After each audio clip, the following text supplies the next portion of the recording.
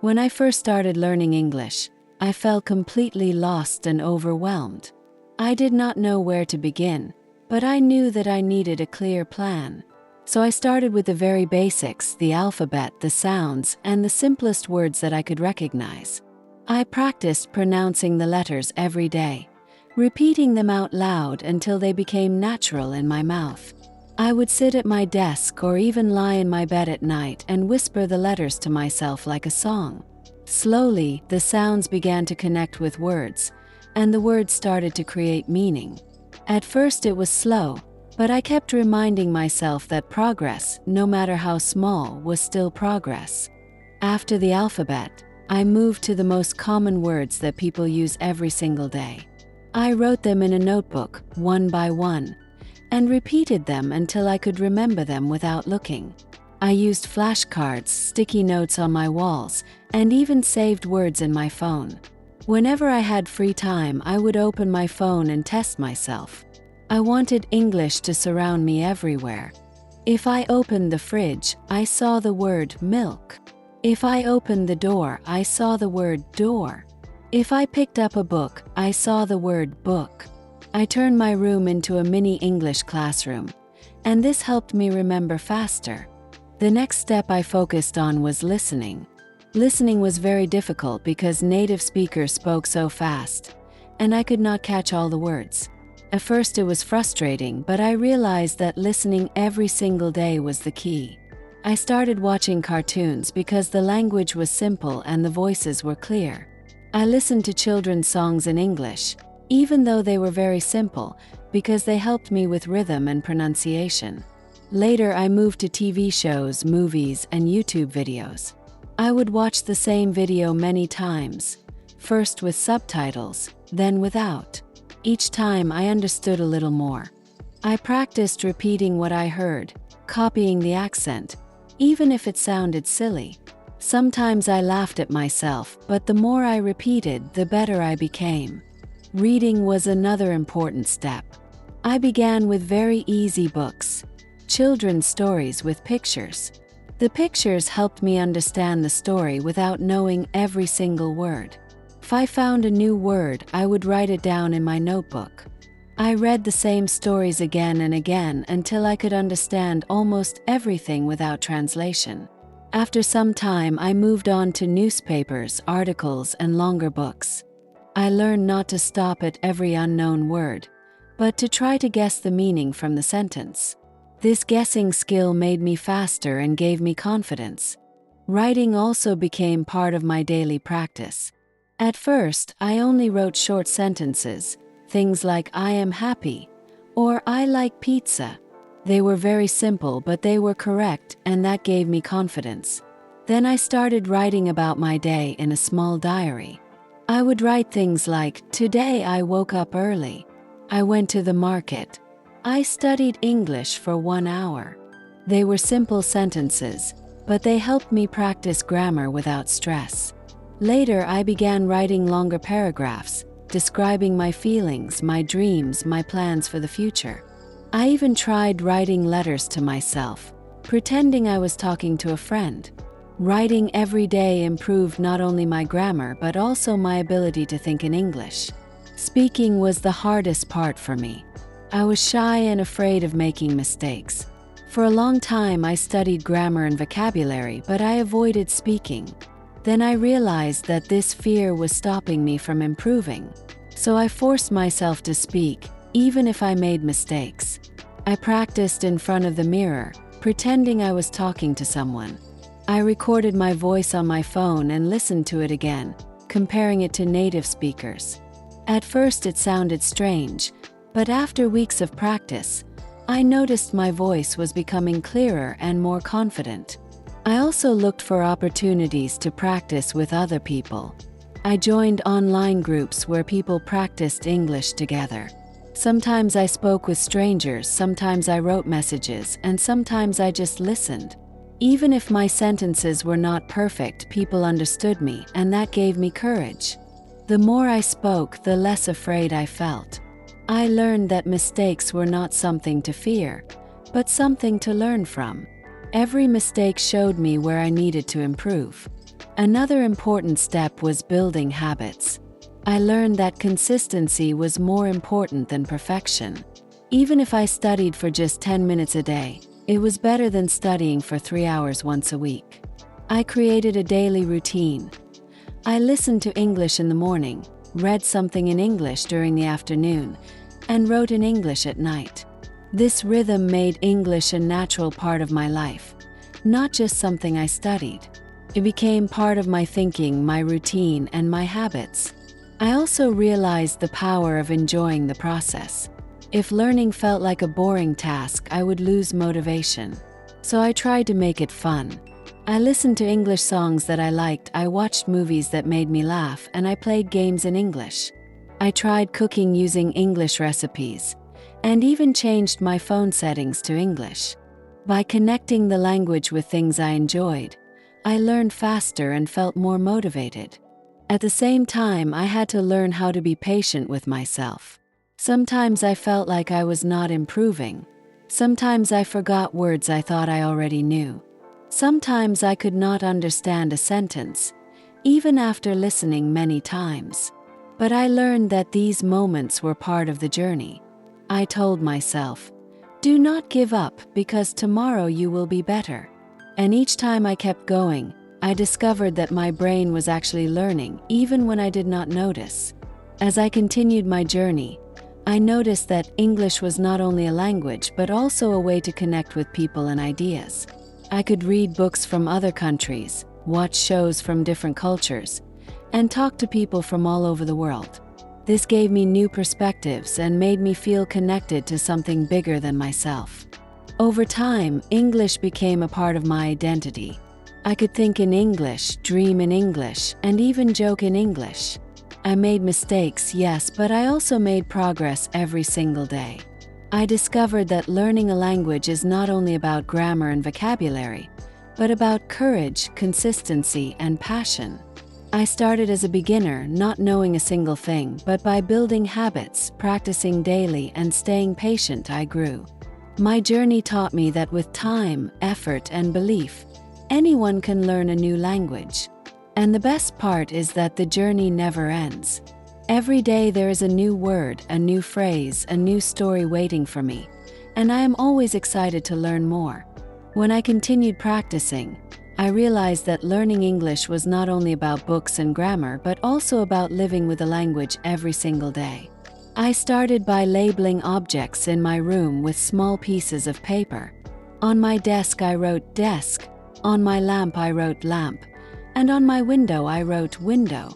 It felt silly at first, but whenever I looked around my room, I was surrounded by English words. That constant exposure helped me memorize vocabulary without much effort. Later, I created small conversations in my head. For example, if I picked up a cup of tea, I would think, "This tea is hot," or "I am drinking tea." Even though nobody was around, I pretended I was speaking to someone. These mini dialogues made me comfortable with forming sentences, and slowly my brain started thinking directly in English instead of translating from my native language. Movies and TV shows became my classroom. At first, I watched with subtitles in my own language, but soon I switched to English subtitles. Whenever I heard a new phrase, I paused, wrote it down, and repeated it. Phrases like "what's going on?" or "that makes sense" started sounding natural. I would even whisper them to myself during the day. Watching comedies was especially fun because I learned jokes, sarcasm, and cultural expressions that textbooks never taught me. Music was another secret teacher. I listened to songs, looked up the lyrics, and sang along. Sometimes I didn't understand the meaning, but repeating the rhythm and words helped my pronunciation. I remember one moment when I accidentally sang a line out loud in public, and someone laughed. Instead of feeling embarrassed, I thought, "Wow, English just slipped out naturally." That was a big motivation boost. Reading became a daily habit. I started with short stories for children because the language was simple. Then I moved on to novels and online articles. At first, I used a dictionary for almost every sentence, but after a while, I understood the context without checking every word. I kept a notebook where I wrote down new vocabulary, but I didn't just write the word. I wrote a whole sentence with it. For example, instead of only writing forest, I would write, "The forest is full of mysterious sounds."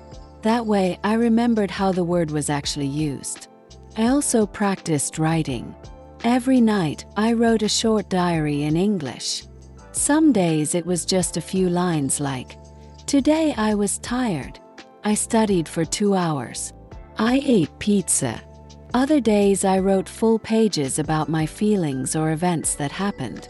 Writing helped me notice my mistakes, and later when I reread my old entries, I saw how much I had improved. Speaking was the most difficult part at first because I was shy and afraid of making mistakes. But I forced myself to practice.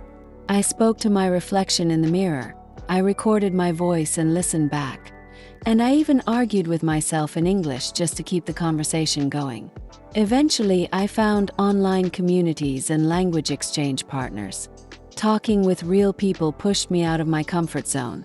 And even when I made mistakes, people encouraged me to continue.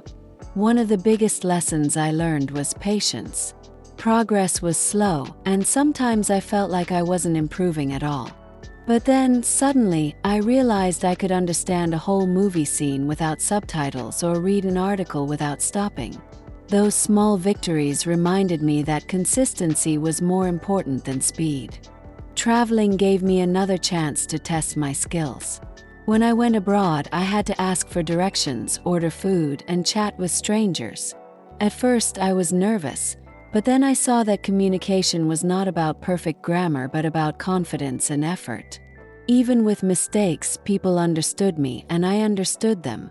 That experience showed me that English was not just a subject I studied, but a real tool to connect with the world. Over time, I built a routine. Every morning I listened to a podcast. Every afternoon I read at least one page of a book. And every evening I wrote something in my journal. On weekends I watched movies, practiced songs, or joined conversations online. This routine turned English into a lifestyle rather than a task. The most exciting moment came when I dreamed in English for the first time. I woke up and realized that my brain had used English naturally while I was asleep. That was proof that the language had become a part of me. It didn't happen overnight. It took months of practice, but it was worth every minute. Through all these steps, I discovered that learning a language is like planting a tree. At first, you only see the small seed and it feels like nothing is happening. But if you water it every day, give it sunlight, and stay patient, one day it grows tall and strong. My English journey was exactly like that, and it continues to grow every day. As my journey continued, I began to explore different environments to strengthen my skills. I often went to the library because it was a quiet place filled with resources. I would sit between shelves of books and pick up simple storybooks for children. At first, it felt a little strange because I was an adult reading children's books, but they helped me so much. The language was clear, the pictures gave me context, and I could follow the meaning without checking the dictionary too often. I even laughed at the silly stories about talking animals and magical forests. Every time I finished one book, I felt proud, like I had achieved something important. That pride pushed me to read more. Later, I discovered the power of music. Songs were like little lessons wrapped in rhythm and melody. I chose popular songs with simple lyrics and listened to them repeatedly. I sang along even when I couldn't pronounce everything correctly. Sometimes my singing was so bad that I laughed at myself, but those moments made the process enjoyable. Music taught me common expressions that people actually use in daily life, and I started to recognize those phrases in movies and conversations. Then came the stage of writing. I bought a simple notebook and called it my English diary. Each night before bed, I wrote a few sentences about my day.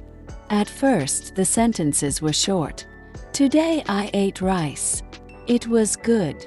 But slowly I tried to add more details. Today I ate rice with vegetables, and while eating, I listened to an English podcast about travel.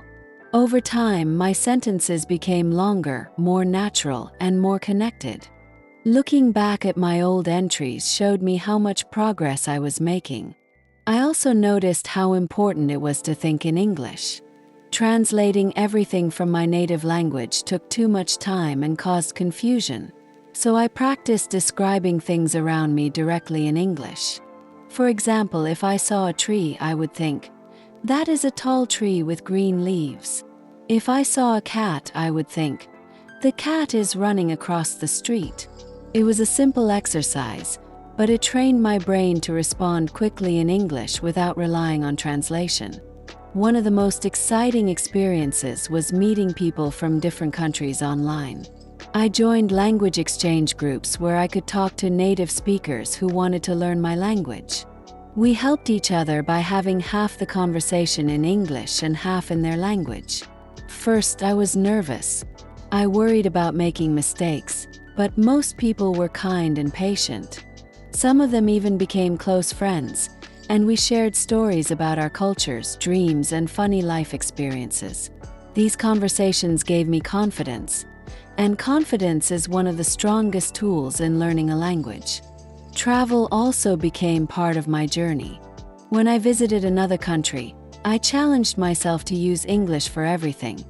Ordering food, asking for directions, buying tickets, or making small talk with strangers. Sometimes I made mistakes that caused confusion, but usually people understood what I meant. I remember once in a cafe, I asked for chicken juice instead of chicken soup. The waiter laughed, I laughed, and it became a funny memory that I will never forget. Moments like that reminded me that mistakes are not failures. They are opportunities to learn.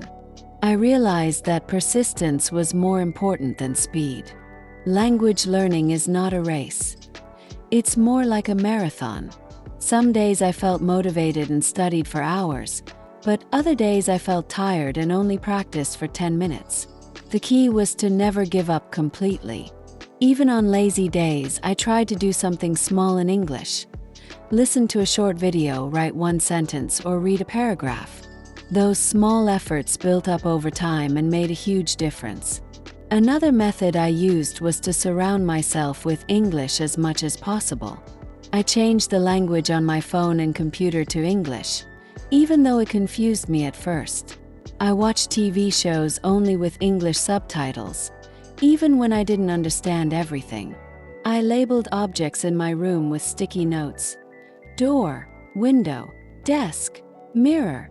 Seeing those labels every day helped me memorize words naturally. Slowly, my environment became a classroom, and I was both the student and the teacher. The most surprising part of this journey was how much English started to change my perspective on life. Learning a new language opened doors to new ideas, different cultures, and fresh ways of thinking. It made me more patient because I understood that communication is not just about perfect grammar but about connection. It made me more curious because I realized how much knowledge exists in books, videos, and conversations that I couldn't access before. And it made me more confident because I proved to myself that I could achieve something difficult if I stayed consistent. Even today, I continue this journey. I still read books, listen to music, write in my diary, talk to people, and travel when I can. Every step teaches me something new. English is no longer just a subject to study. It has become a part of my daily life, my thinking, and even my dreams. Sometimes I dream in English, and when I wake up, I smile because it shows how far I've come. And so, my story is not just about learning a language. It is about discovering patience, building confidence, and embracing mistakes as friends. It is about turning challenges into adventures, and about understanding that every small effort leads to great results if you keep going without giving up. When I first decided to learn English, I didn't really know where to start. I remember thinking, okay, I need to watch movies in English, maybe listen to songs, and that's it. So, the first thing I did was write down the alphabet. I practiced it every day, saying each letter out loud, sometimes in funny voices just to make it less boring. My cat, Mr. Whiskers, looked at me like I was completely crazy, but I didn't care. After I learned the alphabet, I started learning basic words. I wrote down words like cat, dog, house, and tree. I even labeled things around my room with sticky notes. Door, window, chair. Walking around my room became like a little treasure hunt, and every time I saw a word, I tried to say it out loud. Sometimes I said it wrong and it sounded funny, but laughing at myself became part of the process. Next, I realized I needed to understand how sentences work. So I learned very simple sentences. I am happy. You are my friend. This is a pen. I started speaking these sentences to myself in the mirror.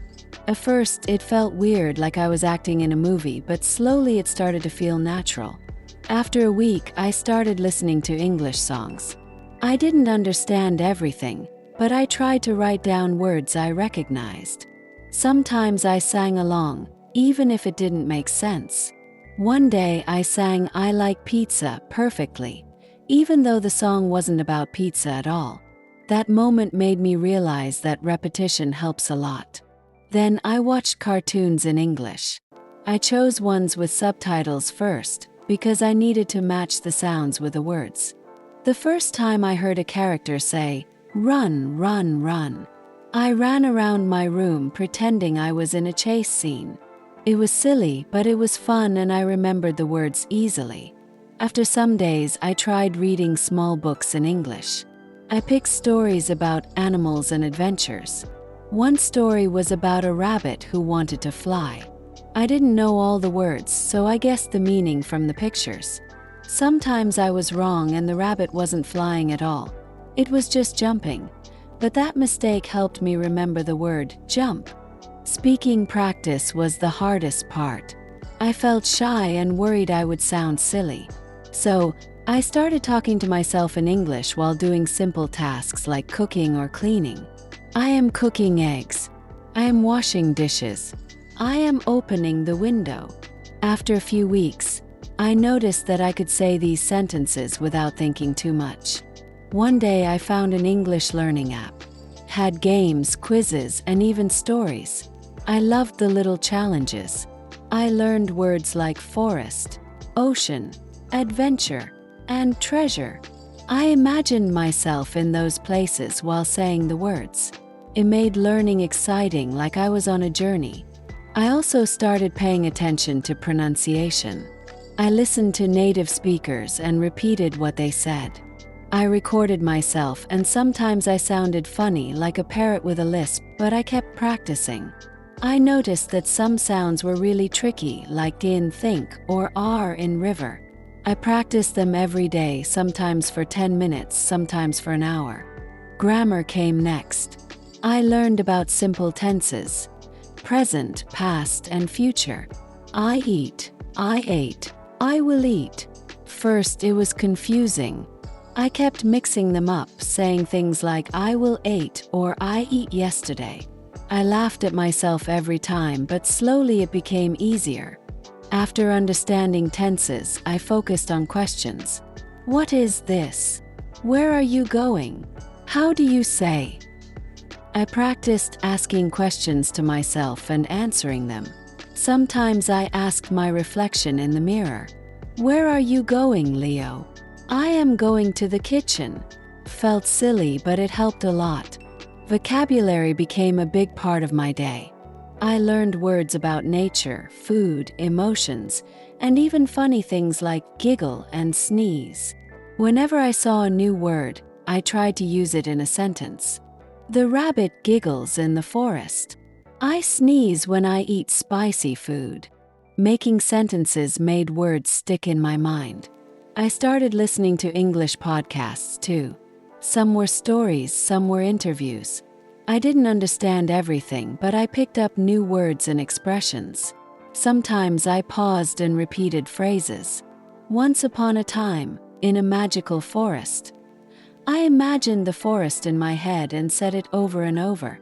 Speaking with other people in English was scary at first. I joined online language groups. I typed messages, then I started talking in voice chats. My first sentence was, "Hello, I am Leo. I like cats." Everyone smiled and I felt proud. Over time, I told jokes, shared stories, and even argued a little. All in English. I realized mistakes were part of learning. If I said, "I go to the store," someone would correct me, and I would remember it forever. Laughing at mistakes became fun. Learning English stopped being work, it became a game. Writing was another step. I started keeping a journal in English. Every day I wrote small things. Today I ate a sandwich. I saw a squirrel. I laughed a lot. Slowly, my sentences became longer and more complex. I added details. The squirrel jumped over the fence and almost landed in my soup. It was hilarious. I also watched movies without subtitles. At first, it was impossible to understand. I smiled, shrugged, and kept watching. Slowly, I understood words, expressions, and jokes. The funny parts made me laugh out loud. The exciting parts made my heart race. Reading books, listening, speaking, and writing together improved everything. I noticed I could understand songs, follow short stories, and even tell little stories myself. I started dreaming in English too. Sometimes I woke up and remembered a sentence from my dream. The octopus wore sunglasses and danced in the rain. Over time, I realized consistency was key. Every day, even 10 minutes mattered. Small steps added up. Mistakes didn't stop me. Fun helped me remember. And slowly, I went from knowing a few words to understanding, speaking, and even laughing in English. Now, learning English felt like an adventure. Every new word was a treasure. Every conversation was a mini quest. And even though I still make mistakes, I know that with patience, curiosity, and a little laughter, I can continue exploring the magical world of English. Then I decided to take it further. I started describing my day in English to myself. Today I walked in the park. I saw 3 ducks. One duck looked very funny, almost like it was wearing sunglasses. I laughed at my own sentences, but it helped me think in English naturally. Next, I tried making small stories. I wrote about a cat named Whiskers who traveled the world. Whiskers sailed across the ocean and met a dancing crab. I added details, funny actions, and imaginary conversations. Each story made me practice new words, new sentences, and new ideas. I also started shadowing. I listened to short English clips and repeated exactly what I heard, copying the tone, rhythm, and expression. Sometimes I sounded too dramatic, sometimes robotic, but it trained my ears and mouth to work together. To improve faster, I combined everything. I read, listened, spoke, and wrote in English every day. I talked to myself, imagined adventures, described objects, and even sang songs. Words became friends, sentences became games, and learning English turned into a fun habit I looked forward to every day. After a few months, I noticed a huge difference. I could understand stories without subtitles. I could explain my thoughts, feelings, and funny ideas. I could even joke in English. Learning English no longer felt impossible. It felt like exploring a magical world full of surprises, laughter, and tiny victories. Now, every day is a new adventure in English. Sometimes I meet words I don't know, sometimes I make silly mistakes, sometimes I discover exciting expressions. Each day is an opportunity to practice, enjoy, and improve. And I know that as long as I stay curious, consistent, and a little silly, English will always be an exciting journey for me. This version is roughly 2 times longer than the previous one and should give about 20 minutes of listening at a relaxed pace.